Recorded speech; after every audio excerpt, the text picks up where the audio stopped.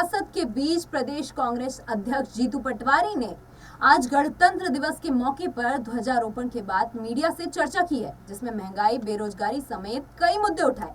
उन्होंने बीजेपी पर आरोप भी लगाया कि लगभग 2 महीने होने के बावजूद भी घोषणा पत्र पर किए गए वादों पर अमल नहीं कर रही है। उन्होंने कहा कि आज सामाजिक सर्वधर्म की भावना, मौलिक अधिकार और जनप्रतिनिधियों की ताकत संकट में दिख रही है।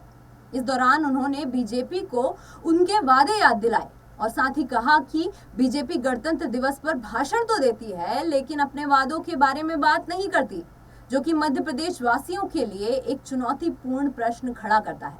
आइए आपको सुनाते हैं उन्होंने क्या कुछ कहा। खूब ढेर सारी शुभकामनाएं देता हूं, बधाई देता हूं। आशा करता हूं कि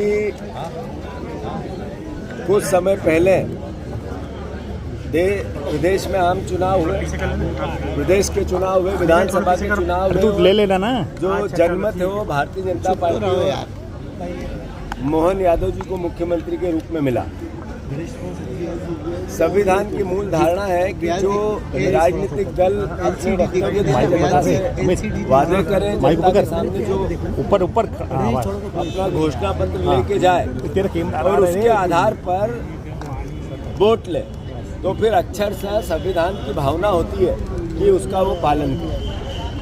तो हटा लेना नहीं आ रही। दुख है इस बात का कि प्रदेश के 2 महीने की, लगभग 1 महीने 45 दिन की जो सरकार है, आज गणतंत्र की बातें और भाषण तो खूब होंगे, पर एक शब्द भी उस संविधान की, उस मूल भावना की जो आपने जनता के सामने प्रेषित किया, उस पर आप मूल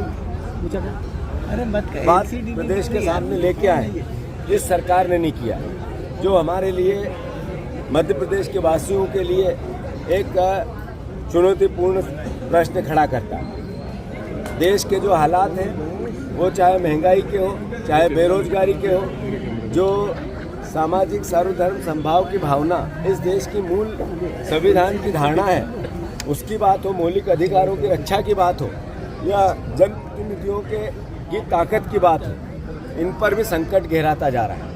जो 75 साल वर्ष की यात्रा में देश के हर राजनीतिक दल के जनप्रतिनिधियों ने, जो पदों पे रहे, उन नेताओं ने इसकी रक्षा की, आज वो संकट में।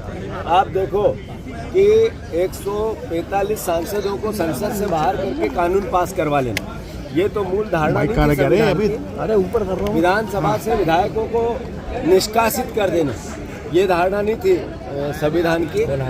ये धारणा भी संविधान की नहीं थी कि जो राजनीतिक रूप से ताकत देती वो संस्थाएं जो स्वायत्त होती है, जो लोकतंत्र की रक्षा करती है, उनको कमजोर किया जाना, ये सब देश के सामने आज इस संविधान दिवस पर प्रश्न है। देश के नागरिकों को विचार करना चाहिए।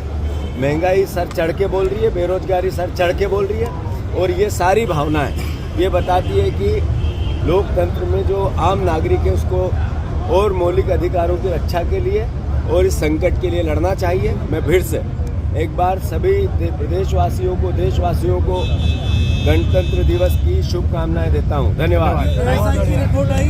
आपका बहुत बहुत शुक्रिया। देखते रहिए SPN 9 न्यूज।